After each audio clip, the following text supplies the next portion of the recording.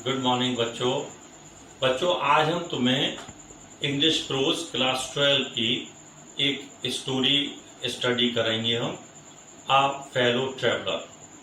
ये ऐसे बहुत बड़े जो एसेस थे, निबंधकार थे, श्री A.G. गार्डनर, इन्होंने लिखा है आ फेलो ट्रैवलर, एक सह यात्री। बच्चों, A.G. गार्डनर बहुत महान इंसान भी थे और उनका ऐसा मानना था कि जीवन में जीव चाहे इस सृष्टि में छोटा हो या बड़ा हो, कीट पतंगे, पशु पक्षी, जानवर, इन सबको भी जीने का अधिकार है और मनुष्य को इन सब जीव जंतुओं के साथ, कीट पतंगों के साथ समानता का व्यवहार करना चाहिए। इस निबंध में हम केवल आज इसकी कहानी पढ़ेंगे और इसके बाद अगले जो क्लास होगी उसमें हम क्वेश्चन आंसर, एक्सप्रेशन और वर्ड मीनिंग के बारे में बच्चों बात करेंगे। तो बच्चों, लेखक ने अ फेलो ट्रैवलर, एक सह यात्री, ये निबंध लिखा है। एक बार वह लंदन से मिडलैंड टाउन की तरफ एक पैसेंजर ट्रेन में बैठकर जा रहा था।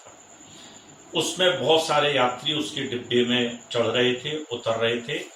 चूंकि पैसेंजर ट्रेन थी, धीरे धीरे चल रही थी, जैसे जैसे स्टेशन आते आते थे उसमें से लोग उतरते चले आते थे और जब वो काफी आउटस्कर्ट में आ गया तो पता लगा कि उसमें से जितने भी यात्री थे, उस लेखक के अलावा सब यात्री उस डिब्बे में से उतर चुके थे और उसने अपने आप को ऐसा महसूस किया कि शायद वो पूरे डिब्बे में अकेला रह गया है। बच्चों, आप तो जानते हैं, मान ली अगर डिब्बे में आप अकेले हो तो कितना एक फ्रीडम का सेंस आता है। Actually he was celebrating the festival of freedom. उसे ऐसा लगा कि आज मैं बिल्कुल स्वतंत्र हूं और मैं पूरे डिब्बे में कोई भी व्यक्ति कोई भी काम करके अपनी स्वतंत्रता का जश्न मना सकता है।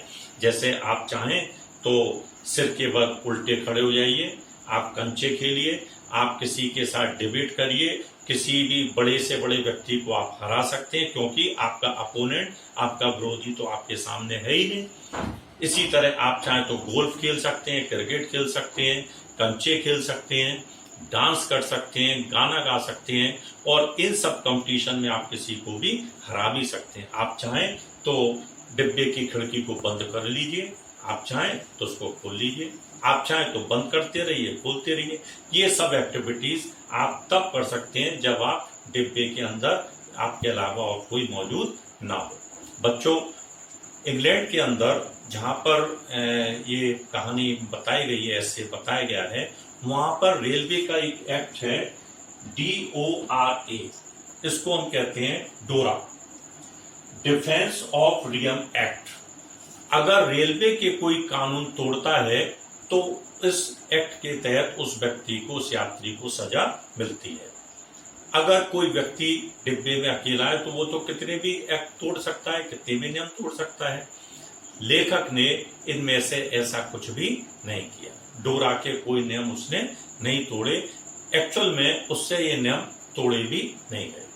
उसने एक बहुत सामान्य सा कार्य किया जो कोई भी व्यक्ति जनरल कंडीशन में भी करता है। वो उठा, उसने अपने हाथ पैरों को स्ट्रेच किया और पूरे डिब्बे का एक चक्कर लगाया। एक दूसरे डिब्बे, उसी डिब्बे का जो दूसरी दरवाजा था, उसने बाहर की तरफ देखा। शाम हो चुकी थी, रात हो गई थी और उसको एक बहुत ठंडी ठंडी हवा का एहसास हुआ। उसके बाद वो फिर मुड़कर आया, पूरे डिब्बे का उसने चक्कर लगाया, पूरे डिब्बे को क्रॉस किया। दूसरी जो दरवाजे की खिड़की थी वहां से उसने बाहर फिर देखा, डिब्बे में कोई नहीं था। बच्चों, वो आया, अपनी सीट पर आकर चुपचाप बैठ गया। उसने जो उसके पास सिगरेट थी, सिगरेट जलाई और सिगरेट जलाने के बाद वह सिगरेट पीने लगा और हाथ में अखबार लेकर पढ़ने लगा। बड़ी सामान्य सी चीजें उसने की। तभी उसको एहसास हुआ कि उसके साथ डिब्बे में एक अन्य कोई भी यात्रा कर रहा है। बड़ा आश्चर्य था क्योंकि उसने चूंकि पूरा डिब्बा एक दो बार क्रॉस किया था, उसको कोई नहीं मिला। हाँ बच्चों, जब वो बैठा तो उसके साथ उसका एक सह यात्री भी उपस्थित था। वो सह यात्री आया और आकर उसकी नाक पर बैठ गया। अब आप सोच रहे होंगे यात्री नाक पर कैसे बैठ सकता है? हाँ, वो सह यात्री एक मच्छर था, बहुत ही बदबूदार, गंदा, हम लोग पसंद नहीं करते। वो उसकी नाक पर आकर बैठा। लेखक ने उसको हाथ से हटा दिया। थोड़ी देर बाद वो मच्छर उसने डिब्बे का चक्कर लगाया और शायद उसने ये सोचा होगा कि इस पूरे डिब्बे में इससे अच्छा और कोई खेल नहीं हो सकता सिवा इस व्यक्ति को परेशान करने के। वो दोबारा आया और अब की बार वो उसकी गर्दन पर आकर बैठ गया। लेखक ने इसको भी एक सामान्य घटना समझा और उसने उस मच्छर को दूसरी बार अपनी गर्दन से हटा दिया। बच्चों, वह मच्छर फिर उसने चक्कर लगाया और वो समझ गया था कि ये अच्छी वस्तु है खेलने के लिए, इसलिए वो तीसरी बार फिर आया और अपनी बार वो उसके हाथ के पीछे साइड में बैठ गया। बच्चों, इस बार लेखक के क्रोध का कोई पारावार ना था। लेखक को बहुत क्रोध आया और उसने कहा कि हे मच्छर, तू नहीं जानता कि एक बहुत विशेष व्यक्ति यहाँ पर यात्रा कर रहा है। मैं एक विशेष व्यक्ति हूँ। 2 बार मैंने तुझे चेतावनी दी कि मैं एक विशेष वीआईपी व्यक्ति हूँ, मुझे डिस्टर्ब मत करो, और मैंने तुझे छोड़ दिया, तेरे जीवन को मैंने छोड़ दिया, लेकिन उसके बावजूद भी तूने इस बात पर ध्यान नहीं दिया और तीसरी बार तूने मुझे डिस्टर्ब किया है। इस डिस्टर्बेंस के लिए, तेरी इस हिमाकत के लिए मैं तुझे मृत्युदंड देता हूँ, क्योंकि दया और उदारता की भी एक सीमा होती है।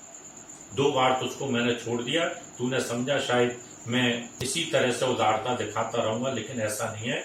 अब मैं ब्लैक कैप पहनता हूं। बच्चों, एक चीज ध्यान रखना, पूरे विश्व में कोई भी जो अदालतें होती हैं, कोर्ट होती हैं, अगर वो किसी को मृत्युदंड देती हैं तो सबसे पहले जज काली टोपी पहनता है।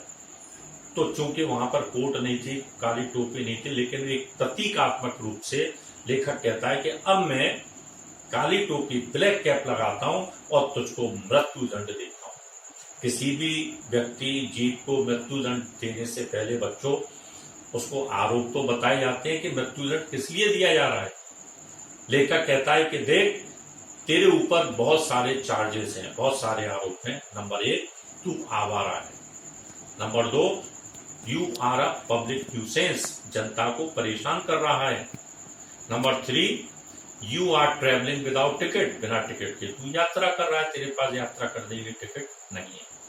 और चौथा, तेरे पास में कोई मीट कूपन नहीं है, फिर भी तूने 2 बार मेरा खून चूसा। बच्चों, वहां पर जो रेल यात्री होते हैं उनको टिकट के साथ भोजन का कूपन भी मिलता है। तो लेखक कहता है कि इतनी सारे आरोपों के कारण मैं तुझे मृत्युदंड देता हूं। और ये कहकर बड़ी तेजी से, चूंकि वो हाथ के पीछे बैठा हुआ था, पूरी ताकत के साथ उसने फुल ब्लो अपने हाथ पर मारा, जिससे कि मच्छर मर गया। लेकिन आप देखिए, बहुत आसानी से वो मच्छर चकमा देकर वहां से उड़ गया। लेखक को इससे अपना बहुत ज्यादा अपमान दिखाई दिया। उसे लगा कि उसका बहुत बड़ा अपमान हुआ है। एक मच्छर ने उसको डोज दे दी, झांसा दे दिया। ये सोचकर वह उसके पीछे भागता है। हाथ में अखबार था, जहां जहां मच्छर बैठा वहां जाके वो अखबार से मारता था, लेकिन मच्छर का वो बाल भी बांका नहीं कर सका। मच्छर पूरे डिब्बे में उसको दौड़ाता रहा, लेकिन वो लेखक उसको छू तक भी नहीं पाया। इससे उसके अंदर और गुस्सा बढ़ता चला गया, क्रोध बढ़ता चला गया। और वो कहता है कि उस समय लेखक की स्थिति ऐसी हो गई जैसे जो जंगली भैंसा होता है बच्चों, बहुत इंटेलिजेंट होता है, कि वो एक जंगली भैंसे के समान व्यवहार कर रहा था, और लेखक उस समय क्रोधित बैल के समान उसके पीछे पीछे भाग रहा था। अब वो लेखक के लिए एक मच्छर नहीं रह गया था, वास्तव में एक पर्सनालिटी डेवलप हो गई थी। क्यों?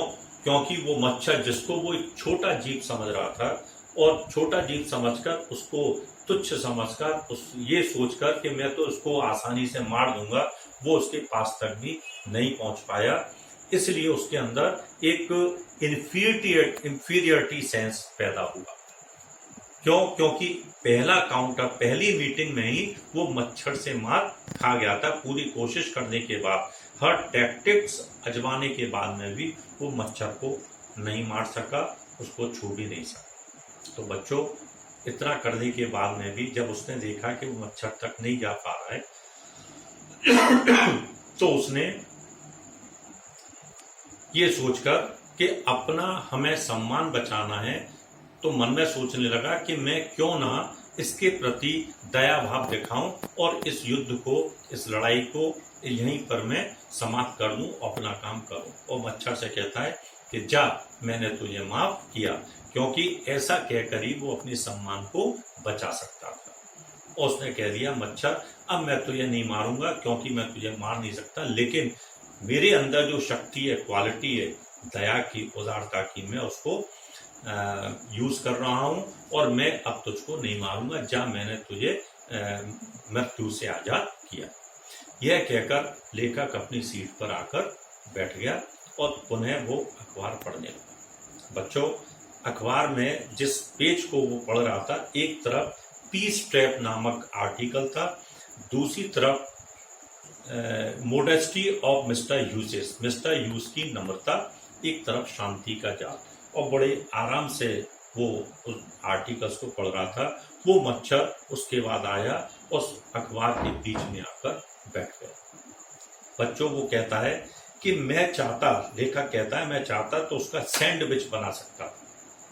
मच्छर मेरी सीमा में था, मेरे कंट्रोल में था और मैं उसको सैंडविच बना सकता था, लेकिन मैंने ऐसा नहीं किया। उसके कई कारण थे। नंबर 1, चूंकि मैंने उससे वायदा कर दिया था कि अब मैंने तुझ पर दया दिखाई है, मैं तुझे मृत्युदंड नहीं दूंगा, और ये इतना लंबा चौड़ा व्यक्ति एक बार जो कह दिया सो कह दिया। अब मैं तुझको नहीं मारूंगा, मतलब नहीं मारूंगा, ये सोचकर वह मच्छर को नहीं मारता। दूसरा बच्चों, उसके मन में ये भी भावना आती है कि कोई भी जीव है, छोटा जीव ही सही, उसको भी अपने अस्तित्व को बचाने का अधिकार है। छोटे जीव को भी जीवन जीने का अधिकार है। तो वो उसके मन में, लेखक के मन में उस मच्छर के प्रति प्रेम उत्पन्न हो जाता है। वो कहता है, देखो, इस गर्मी की रात में मच्छर ने मेरे साथ एंटरटेन किया और मैंने भी उसके साथ एंटरटेन किया। दोनों की कंपनी ने एक दूसरे का साथ दिया और ये म्यूचुअल ऑब्लिगेशन है, दोनों ने दोनों के ऊपर एहसान किया है। इसलिए चूंकि इस ट्रेन में जितने लोग यात्रा कर रहे हैं वो सब फेलो ट्रेवलर हैं, तो वो कहता है कि मैंने उस मच्छर के साथ एक दूर की रिलेशनशिप, जो कि इस फंडामेंटल फैक्ट पर आधारित है कि दुनिया में जितने जीव जंतु हैं सब they are based on universal brotherhood. सब लोग आपस में भाई बहन हैं। सब जीव जंतु, सब जानवर, सब मनुष्य आपस में भाई बहन है। They all are the children of God. सब ईश्वर की संतान है। ये सोचकर लेखक के मन में मच्छर के प्रति प्रेम उत्पन्न हो गया और वो कहता है कि नहीं, अब मैं तुझको नहीं मारूंगा, और एक दूर का रिश्ता कि तू भी मेरा भाई है, डिस्टेंट रिलेशनशिप ऑफ ब्रदरहुड, कि तू भी मेरा भाई है, ये सोचकर वो एक दूसरे ढंग से उसकी तरफ देखने लगता है। मच्छर से कहता है कि देखो, मैं मनुष्य हूं, तू जीव है, दोनों का लाइफ साइकिल, जीवन चक्र एक जैसा है। मेरा कब जन्म हुआ, कहाँ जन्म हुआ, कैसे जन्म हुआ, मुझे नहीं पता। तेरा जन्म कहाँ हुआ, कब हुआ, कैसे हुआ, दोनों का अंत कब, कहाँ और कैसे होगा, दोनों ही नहीं जानते।